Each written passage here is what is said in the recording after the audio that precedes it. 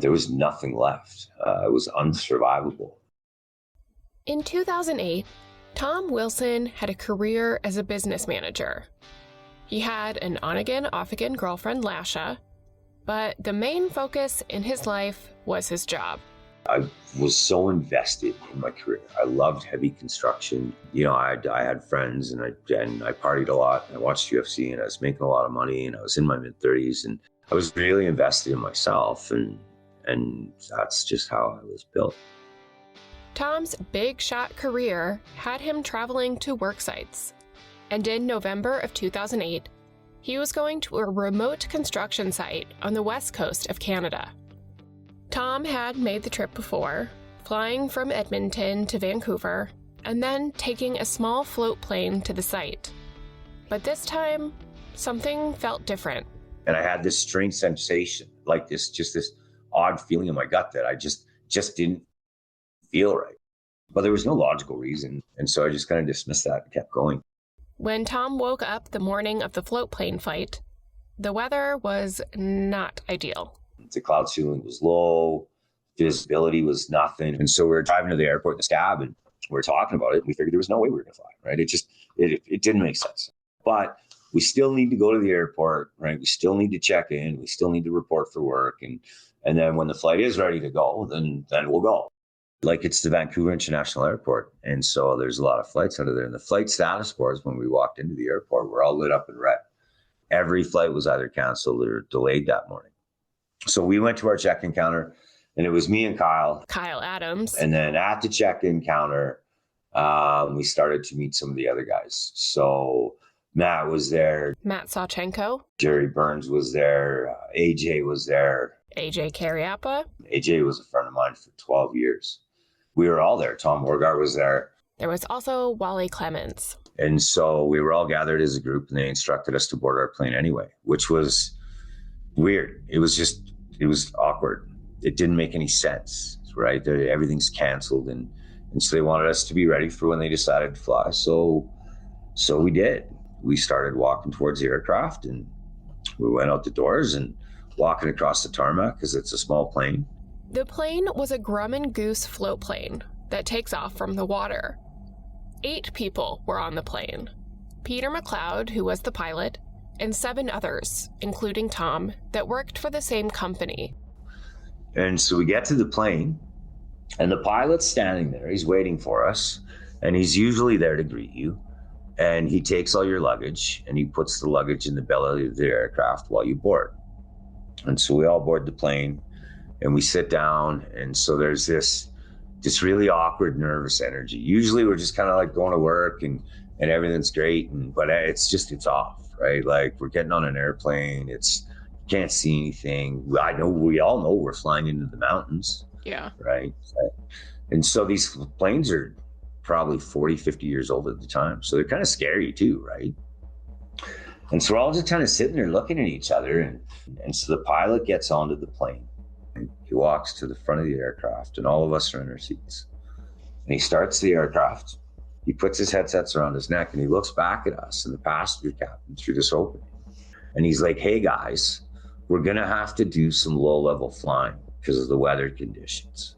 If anyone has a problem with that, let me know now and I'll let you off. And it was almost like shock, right? Yeah. So, and these planes are small. So we're really close to each other and the eye contact was crazy. And we're looking at each other like, don't even really know what to say. And like, every one of us was scared and everyone knew it wasn't right. And so we all kind of had this second of echoing silence. And then in the next breath, the pilot says, hey, look, it's my job to make sure it doesn't get exciting. So if it gets too exciting, we'll just turn around, we'll come back, we'll have coffee. And so we're all kind of looking at each other and no one said anything. So the pilot put his headsets back on and we started to roll. Unfortunately, things were about to get exciting in the worst way possible. This is Live to Tell, the podcast where I talk to some of the bravest people who have been through the most horrifying things and lived to tell the tale. I'm Caitlin Van Mall. Had you made this flight before? Yeah, I'd been to Toba Inlet at least twice before, and both times I flew with Peter McLeod, and both times it was on the same aircraft. So when you're taking off, it's like a canoe, right? And you can hear the waves just smashing against the bottom of the plane, and it echoes through, and you've got earplugs in because it's so loud. So everyone's kind of nervous, and so now we're in the air and we're cooking. We're doing 150 miles or 130 miles an hour, and we're 150 feet above the ocean water. So what do? I jam my knees up in the seat in front of me. I put my hoodie up and I rested my head against the window. Tom went to sleep. But then... And all of a sudden there's this noise. And so you'd think if you were in a plane crash, it'd be the impact that would jolt you, right? No, It was just noise. And this noise was unexplainable. It was like metal being ripped apart, grinding. It was just like, it was excessive. And so my eyes shot open right away. It was the trees that were ripping the plane apart that was creating the noise. And so I literally got the visual of these trees. And before I had enough time to recognize how much trouble we were in or we were going to be in a plane, for that to even register, I was thrown into the seat so hard, and then it just black. I was unconscious until I woke up, right? Mm-hmm. And it was over that quick. No one on the plane crash said, holy shit, or hang on, or nothing. It was just, we were just flying along for 22 minutes, and then we weren't. When I wake up, it's one of the hardest things to describe, because I've got no chance of describing to you what it feels like to be soaked in aviation fuel burning alive. You cannot relate. But what I can tell you is that it's the closest thing to insanity that I've ever experienced. It was the most amount of pain that I could have possibly ever imagined or taken. Mm-hmm. But the problem is the next second it gets worse. It gets worse, and it gets worse, and it gets worse, and it gets worse. And you feel like your heart's going to stop because you can't even handle any more pain. So I'm burning alive and screaming, and I'm trying to stand up out of this chair and out of my seat and get out of the fire and pull away like any animal would. And I couldn't, because my seatbelt was still on. And so I'm losing my mind, and it's getting worse, and I'm screaming and I can't, even though my mind knew how easy it was to undo that seatbelt. All I had to do was reach down and grab this big metal clip. I couldn't get my hands to listen. And so I sat up in my chair, and I put my hands straight up in the air, and I let myself burn. And I let myself burn for just a split second, right? Just long enough to try and get enough control of my own body that I could force my hands to reach down. And so my hands are on fire and everything's on fire. And so I reached into the fire and I got the seatbelt off. I was able to do it. And I stood up, and I'm screaming. It's getting worse, and it's getting worse. And if there was anything left of that wreckage, if I had to negotiate a door, if I had to negotiate seats around me, if I had to negotiate anything, I wouldn't have been able to do it. I just would have burned to death and died. Yeah. I couldn't even control my own body. It was in such an override. And so I stood up and I started running. And because there was nothing left of the plane, I literally ran directly into the forest. And this created the next problem, because the top of my hoodie was the most soaked with aviation fuel. And as I started to run, all the flames blew in the opening. So it burnt all the skin off my face as I'm running on fire, and I'm screaming.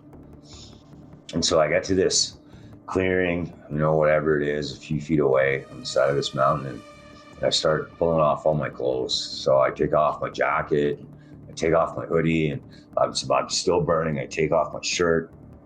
I had my work boots and my jeans left on. And so my jeans are still on fire, and so I'm jumping around, and so I'm smacking all this fire, and I finally get all this fire out. And so I'm not wearing anything other than my jeans and my work boots, middle of November. And I stood in this clearing where I was, and I put my hands beside me again, up in the air. And I could see my palms hanging down because there was no flesh on the top of my hands to hold on to them anymore.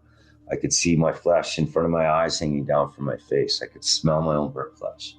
My stomach was stuck. My legs were burnt. My back was burnt. And I stood in that field and I screamed. And I screamed. And I screamed harder and longer than I ever thought of. I just stood there and screamed. And this is the insanity that I'm talking about.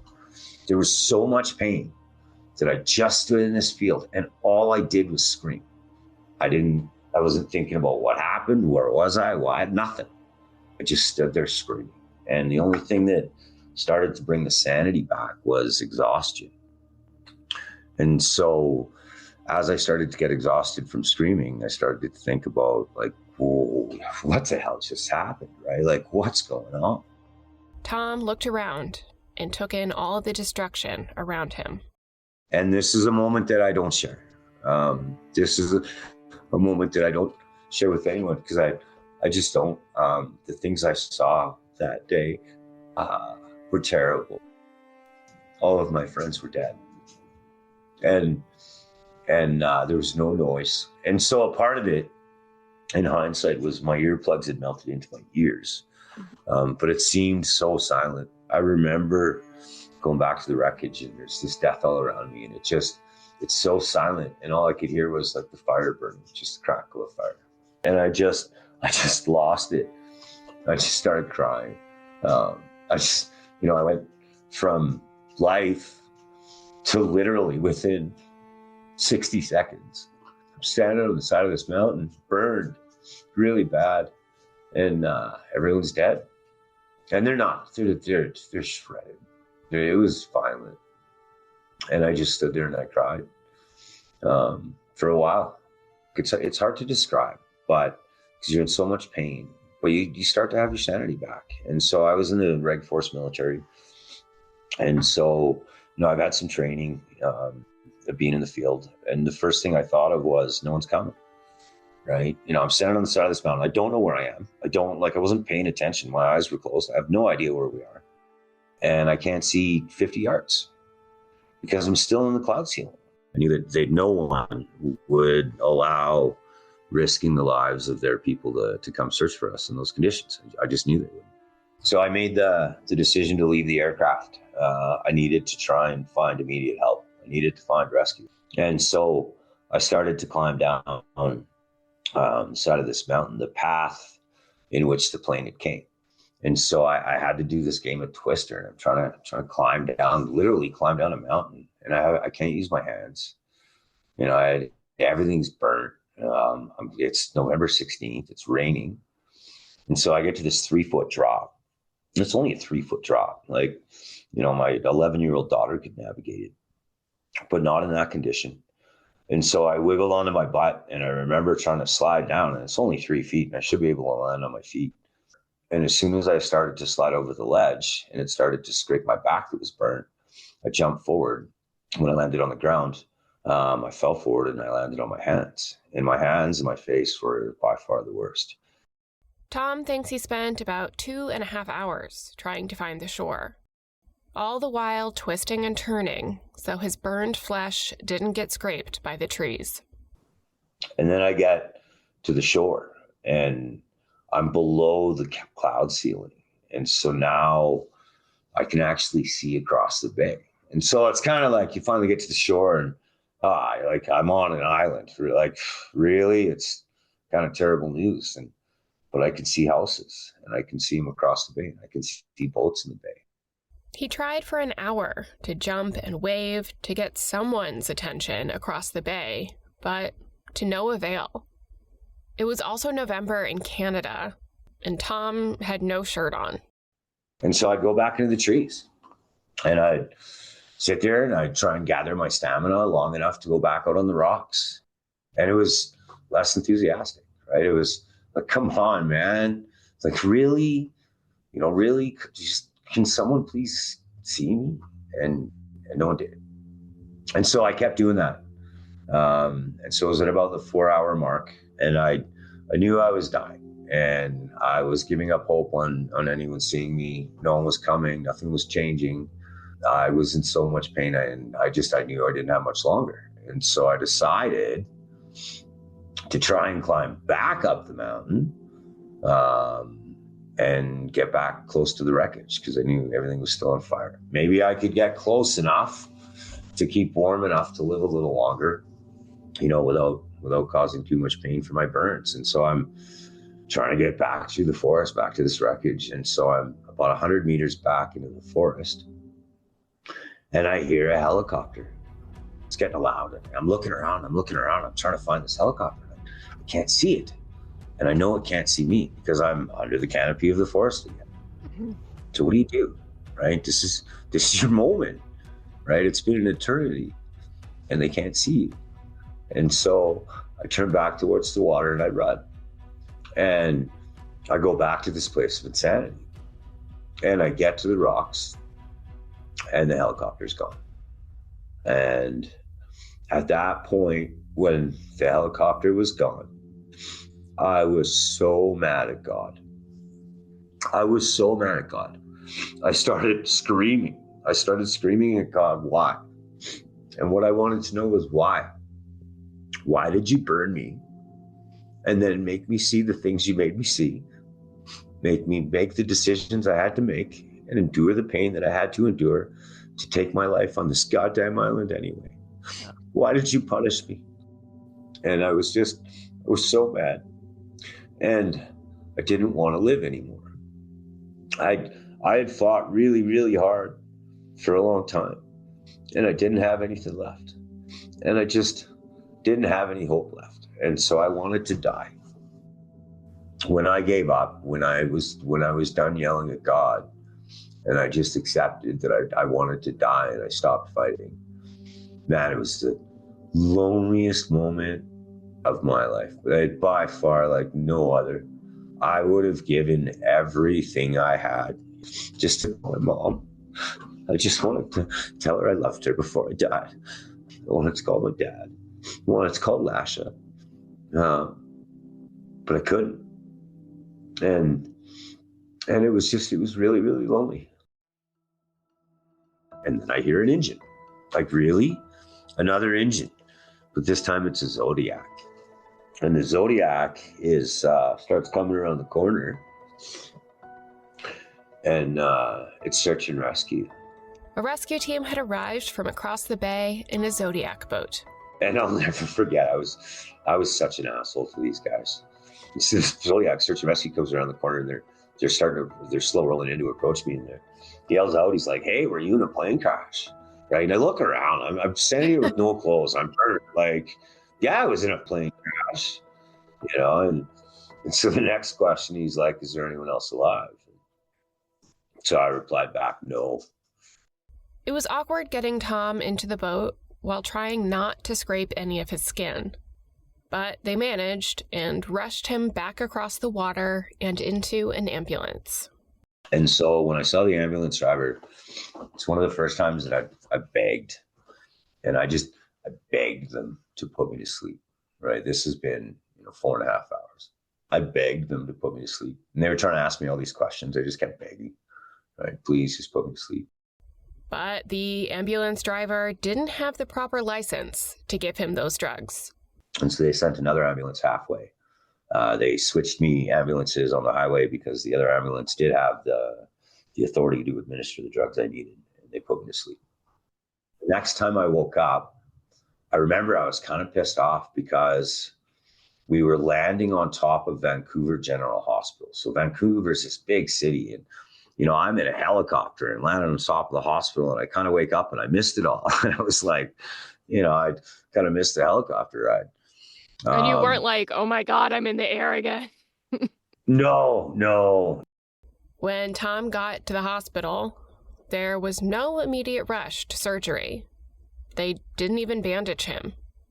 He needed to be stabilized before they could even clean his wounds.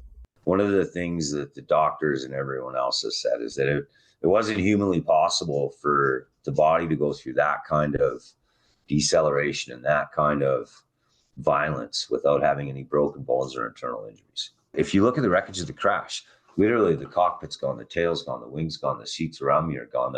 You think of the force that it requires to shred metal like that. And it was shredded all around me, except it's like I was in this bubble.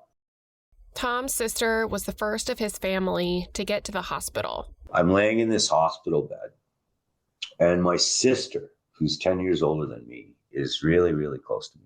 And I remember I was laying in this bed, and I was probably about the calmest I had been until my sister walked in. And my sister walked in, and I just had this giant emotional dump about everyone's dead, everyone's dead. And you know, just with because now it's my sister, right? I live with this person. Oh my God, I just had this dump. And so this went on for about 15 minutes. And the nurse finally is like, listen, we have to take you out of here, right? We need him to calm down. And so they took my sister out. And so here's a story my sister didn't tell me until years later. And she was in tears when she told me. She's like, she remembers from her perspective. She came into that room and she saw me. And so again, not bandaged, not cleaned, and I'm in bad shape. And so when they took her outside, she went for a smoke because she smokes too. And she started crying, having a smoke because she knows me. And she thought at that moment in time that once I knew how I looked, I wouldn't want to live anymore. Now, the next morning is when my dad arrives. My dad is one of the toughest men I've ever met. He used to be a professional boxer back in Scotland, you know, immigrated, been a blue collar worker in a large factory his whole life. He's just this tough old bird. And the nurse comes in and she's got my dad and my brother. And so she says to my dad, this is Thomas. And my dad's like, no, it's no. And the nurse is like, no, you know, this is your son Thomas. And my dad starts to get really upset because he wouldn't accept that it was me. And so my brother puts his hand on my dad's shoulder and he says, Dad, look at his tattoos. That's Thomas. And so as soon as my dad looked at my tattoos, I never seen my dad ever break like that. He shattered into a million pieces on the floor. He didn't know how to stand still. He didn't know whether to come and hug me or to run away. He just broke. He just broke. And I'd never seen that before. Finally, Tom was stable enough to clean and dress his burns. The first step in this process is a chemical bath. But a chemical bath is probably the most painful thing that doctors can do to a human.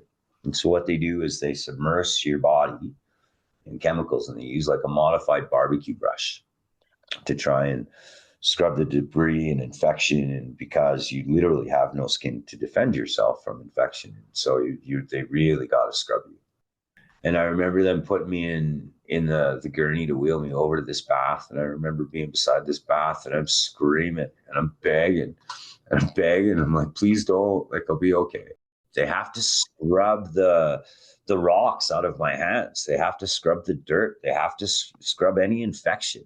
Mm-hmm. They literally scrub all of your dead skin off. They scrub all of the stuff out of the wounds. It's torturous. And why did you need to be awake for that? I'm not sure. They did explain that too, though. Okay. They did explain that too. After the scrubbing, they were finally able to bandage him up. Given how much of his head and hands were burned, he looked like he was about to be replaced by another actor on Days of Our Lives.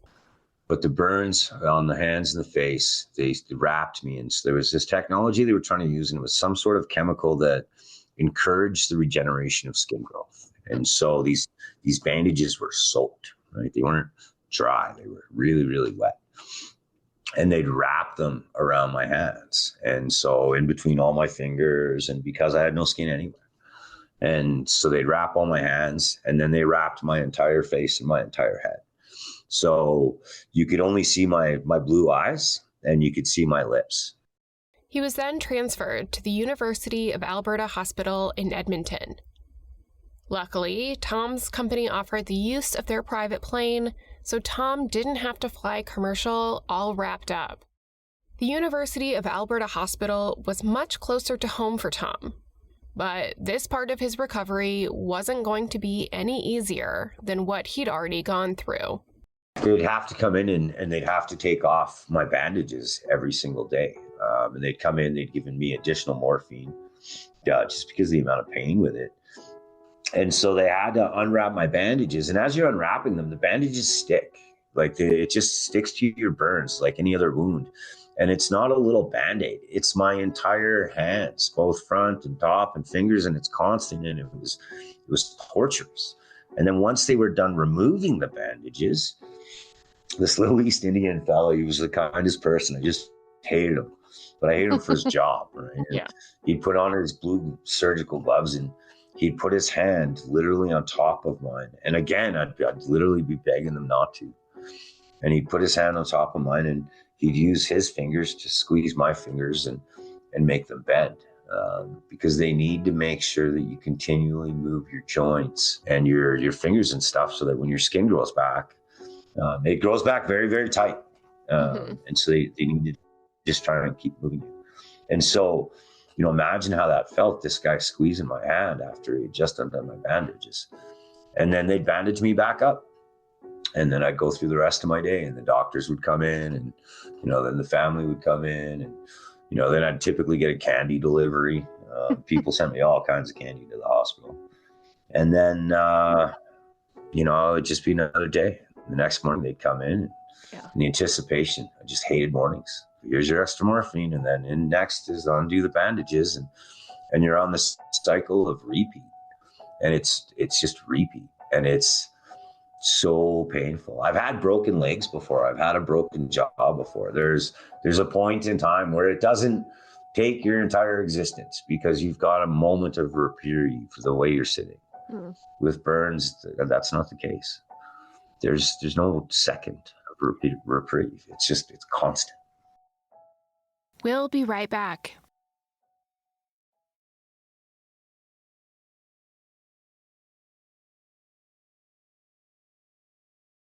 During these agonizing days in the burn ward, Tom reassessed so much of his workaholic lifestyle. I tried to resign from Kiewit. I had been there for 10 years.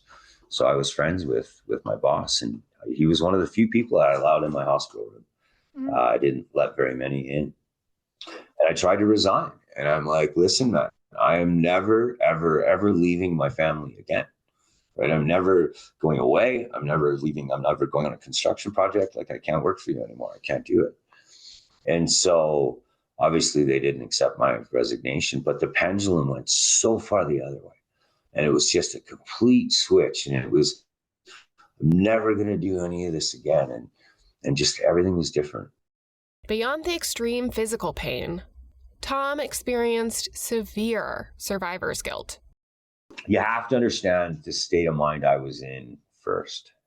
And so I was really a victim when I first got to the burn ward. I was stuck in this place of everyone's dead. I could still see it. I could still smell it. It was still fresh. And everyone that saw me made it about me.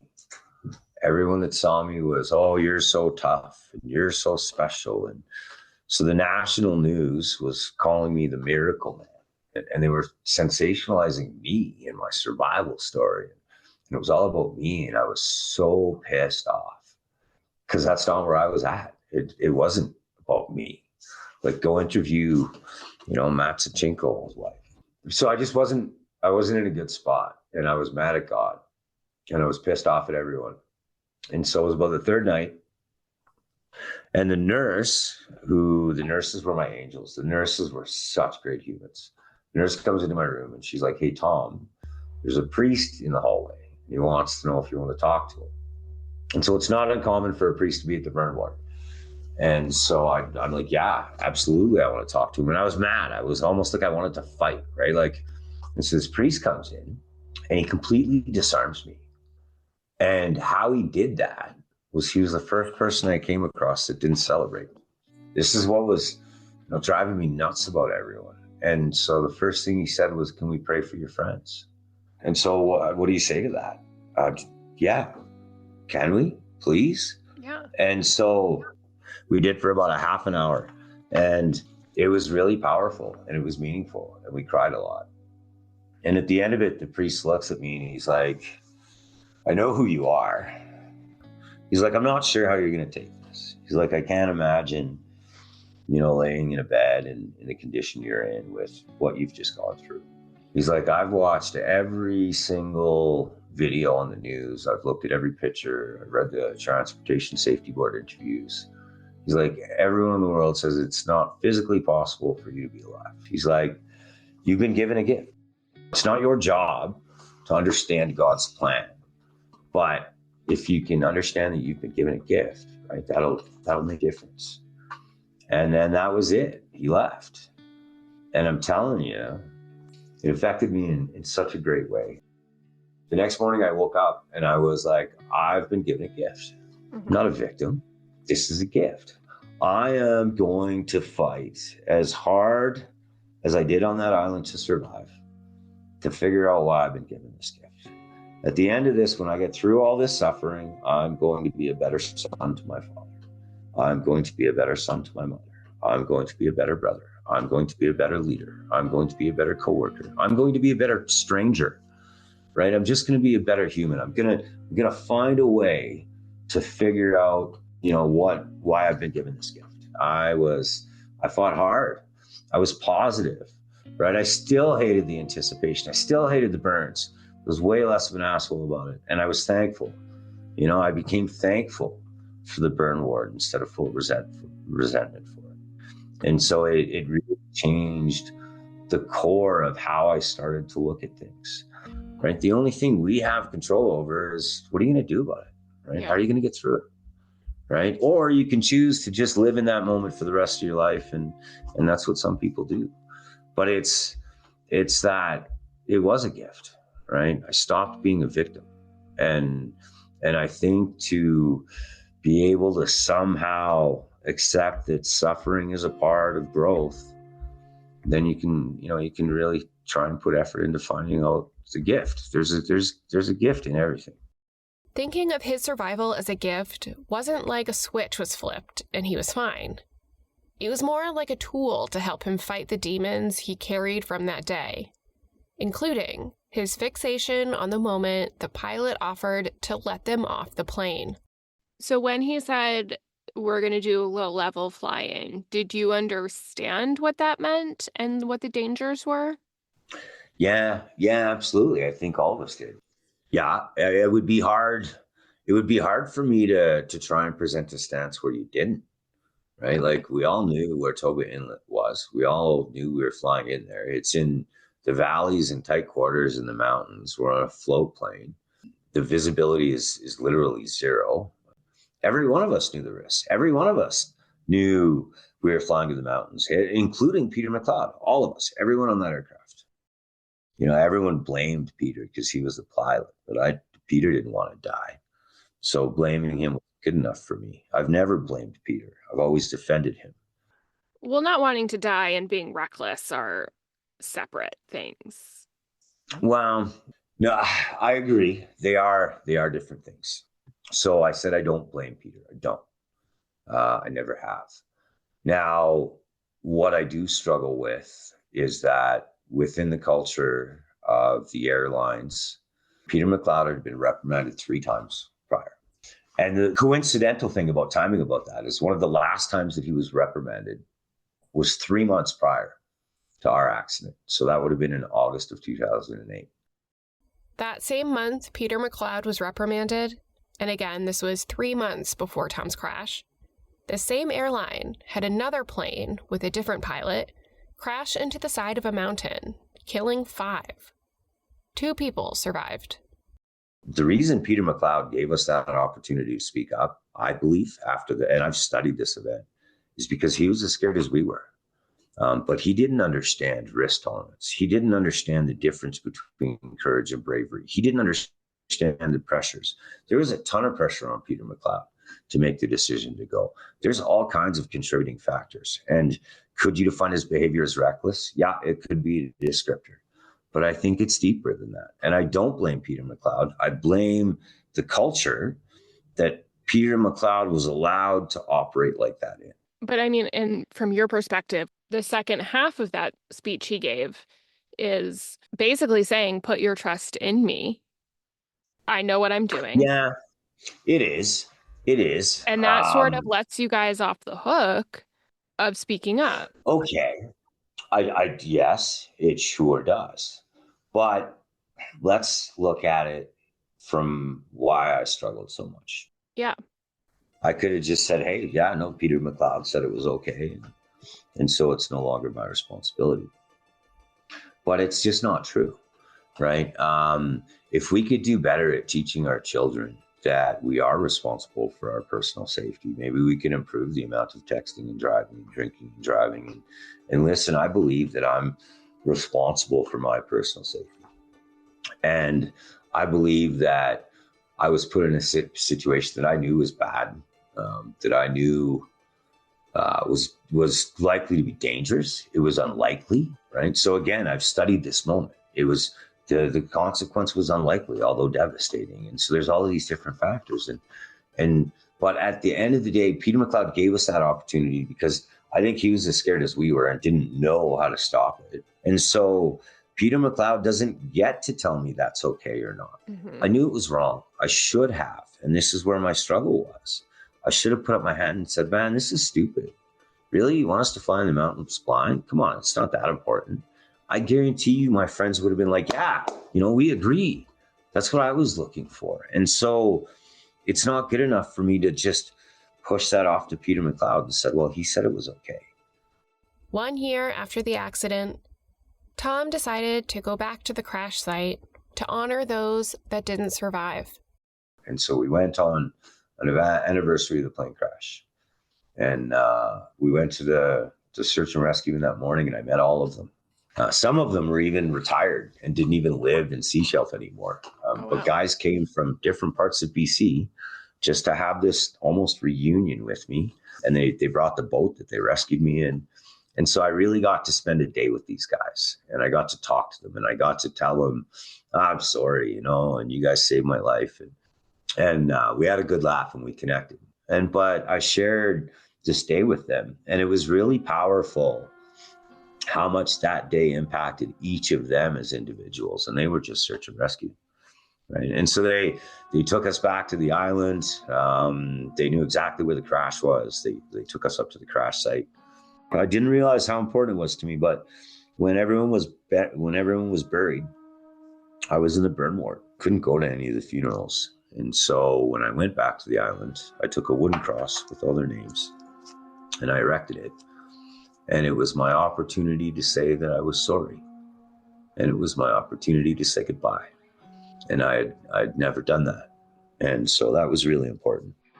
Tom went on to marry Lasha, and they had 2 children together. Tom had the life he thought he never wanted, and loved his kids and his wife. But there was still a darkness hanging over him. You'd think this 4.5-hour plane crash would have been the worst thing in my life. But it wasn't. It was number 3. Number 2 was the burn ward, because the burn ward was relentless, and it was for a much, much longer period of time. So that was the second. But the hardest thing I ever faced was living with myself when I didn't have to focus all of my energy and my existence on the physical pain. When the physical pain went away, I had to start to live with myself, and I couldn't. I couldn't get all the death out of my head. I couldn't get the fact that I knew it was wrong and I didn't say anything out of my head. I had survivor's guilt. I didn't understand why I was the one. And Matt's son doesn't have a father. And so this is where I ran away from the plane crash. And so this is where the addiction got heavy, because I ran away. I couldn't live anymore. Just with the environment I was in and the people I was around, there was, it's not like the first time that I was ever introduced to drugs was after the plane crash. I'd partaken before. I wouldn't, it wasn't life-changing. But once the crash came, and I had a really hard time really kind of dealing with anything, just living with myself. And so I started to use a lot more. I'd be using a lot. There was a point in my life where I couldn't even get through the day. I would book it off work. Then I tried to go to work, but I still couldn't get through the day. Then there was years that I got really fucking drunk. And then now that I'm going down this path, it's accumulating more because it's, it's damaging my family. It's damaging the people that I love. It's damaging everything around me.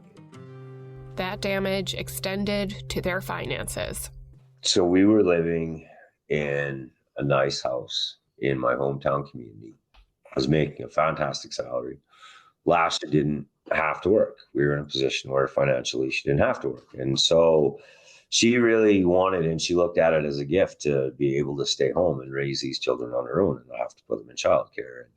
And so this is how we were. But with the amount of money, and so because of, I guess, my arrogance at that point as well, I would finance everything. We had mortgage payments, we had car payments. I had an 80-inch TV that I had payments on, a credit card, just all maxed out. And so this is the fast lifestyle I'm living. And the more I go down the addiction path, the faster the money goes out the window. But in addition to that, it also affects your behavior. It affects your attendance. It affects your performance. It affects your attitude. It affects your core. So it only took so long before I got fired from that organization. Like, we didn't have anything in the bank, and all we had was bills in the mail. Yeah. So, they repoed the cars. We lost the house. We went into bankruptcy. And at that point, I moved to a little Hicktown community to try and get a job in Alberta. And Lasha went as far away as she could. And I don't ever blame. We've already talked about this. I hate blame. And so, she did what she needed to do, and she took the kids and she went to Southern Alberta, and they were really far away.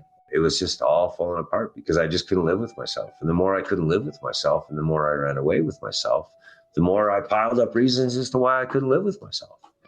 Right. And it becomes this mountain. It becomes this cyclical pattern. And it was the worst place I've ever been in my life. Right. Because I was responsible for everything. These were my decisions. These were my actions. And I refused to be a victim, right? So what do? You keep fighting. And so I was talking to a psychiatrist, and the psychiatrist had suggested that I didn't really know anything about the crash. I hadn't accepted anything, and I needed to write. But I hate writing. I've got these big, thick blasts, or I hate reading, right? It's a chore to me. But I went home and I had to try something because I went through all this tragedy and I fought so hard to live on the island. And then I fought through the burn board only to have the plane crash kill me anyway, right? It had taken everything. I was in bankruptcy. I was, losing Lasha, all of it. So I went home and I wrote the first time for about 2.5 hours sitting out on the deck. And then I went down my bed and I cried. I went in the fetal position. I cried for 2.5 hours. Do you know why? Because I had to go touch it, right? And touching it hurt so much that I went and cried. And so then I started writing more, and then I touched it for a little longer, and it hurt every single time. But then I'd go back, and so eventually I was able to pick it up and look at it and think about it. And I'm okay now. Maybe now I don't have to be an addict anymore. Maybe I can start to live with this. And so I started to heal, and so I wrote my book, and I wrote the entire thing in handwritten. I wrote the entire thing. And I threw it away. I was literally at the end of it. I threw it all away, and I started over again with no references. And I wrote it a second time, and I threw it away. And then I wrote it a third time. Tom's book is called Moments of Impact, if you want to check it out. Did you keep in contact with any of the families of the men that were on the plane? No, there's a couple. So over the course of time, I have at least spoken one time to all of the families except one, and that was Kyle Adams' family. And then me and Lasha were living in Fort McMurray with kids, and I got this Facebook message from Thomas Clements, and that was Wally Clements' brother. And so we talked, and he said to me that he wanted to meet me face to face, and that he was going to fly out at some point for business to Calgary. And so we were gonna drive and meet at Tim Hortons, and it was him and his wife. And he's like, listen, he's like, I came here because I have to tell you something. And he's like, man, my mom struggled for 2 years. My mom couldn't get her shit together. She couldn't accept Wally's death. And so someone finally convinced her and my dad to go to a medium. And He's like, I don't believe in mediums. I just don't. He's like, it's not my thing, but whatever. If it helps my mom, it helps my mom. And it really did. He's like, it really, really, really helped my mom, so much to the point that her and my dad kept pushing me to go and talk to this medium. And I didn't want to go. He's like, but eventually they just kept pushing me. They kept pushing me. And so I just went. He's like, but I didn't go with the right attitude. He's like, I wasn't telling her shit. I wasn't cooperating, right? Like I was resistant. He's like, and so I go and I sit and I just talk to this medium. And she tells me a story of when we were in a farmhouse back in Russia, because they grew up in Russia. The fact that this woman knew that story, he's like, I'm telling you, Tom, there's not another person in this world that could have known that story. And so she starts talking and she says to me, there was a survivor. And so Thomas looks at her and he's like, yeah, there was a survivor, Tom Wilson. She's like, you have to pass him a message. It's okay. He doesn't have to feel guilty anymore. And so Thomas Clemens and his wife are both, the three of us are just crying in this middle of this Tim Hortons as this guy came across the country to tell me he got a message from a medium that I didn't have to feel guilty anymore. And it was crazy. Did that help relieve some of the guilt?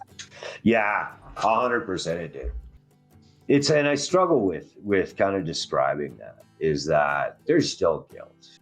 You know, it's the one thing that never goes away. You know, I have a portion of responsibility for the death of 7 of my friends and coworkers. And I highlight that, and that never goes away. And so that guilt's always going to be there. But I don't know if I feel guilty anymore because I've done the suffering. I've done the studying. I've went through it. I've taught. I've looked at what I did wrong. And now not only did I look and understand what I did wrong that day and how I contributed, I share it with everyone else so that maybe they can experience a little bit of what I see, right? And so I've come a long way, right? Without that event, you know, I wouldn't be who I am today. Yeah, it's like you still have guilt, but you've stopped blaming yourself. Yes, that's a fantastic way to put it. I still recognize the guilt I carry because of my contribution, but I don't carry that burden in the manner that I used to. Right. Today, Tom is a public speaker that shares his story internationally.